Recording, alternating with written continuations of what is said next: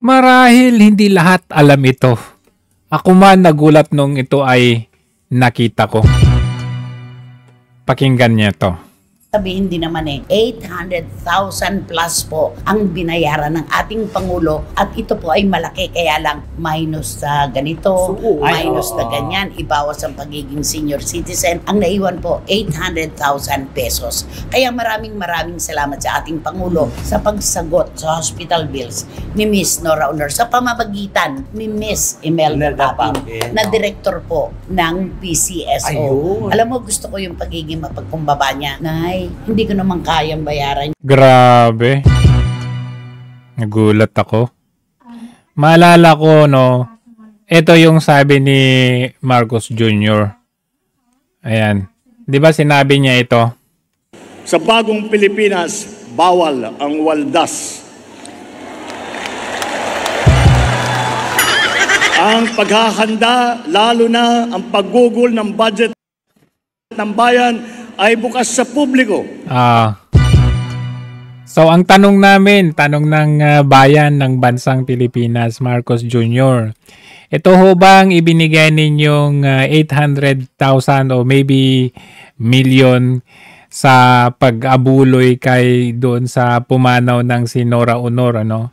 Don't get me wrong don't get me wrong na pwede naman na magbigay tayo ng abuloy, pero isa kang public servant, you are holding the highest position in the land. Tapos, malaman ng bayan na meron kang ibinigay na ganitong pera samantalang yung maraming mga kababayan natin ang nangangailangan ng tulong.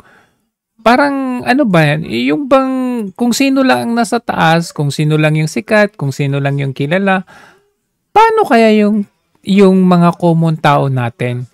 Sinabi mo bawal ang waldas.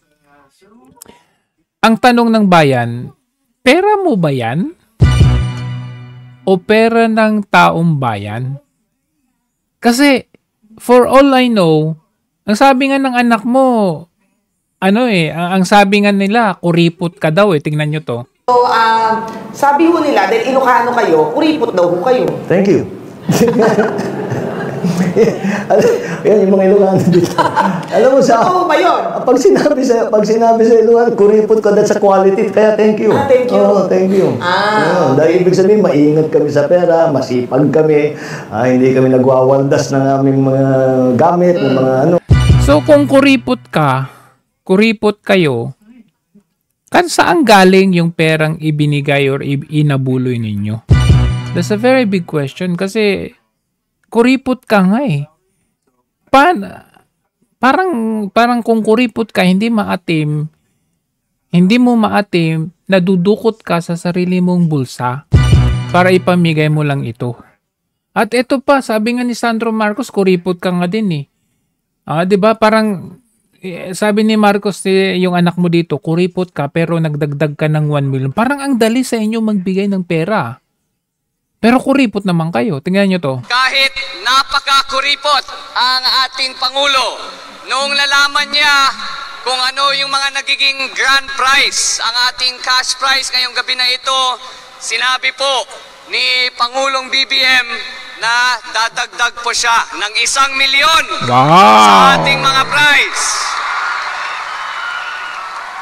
Kaya ang yaman kami unay, ako PBBM. Pero kahit pa paano... Talaga nga naman sa totoo lang. I mean, hindi ko minamasama yung pagbibigay ng abuloy. Pero sana naman delikadesa din naman kasi ikaw ay presidente. Siguro mas maganda na lang na hindi mo ipinaalam.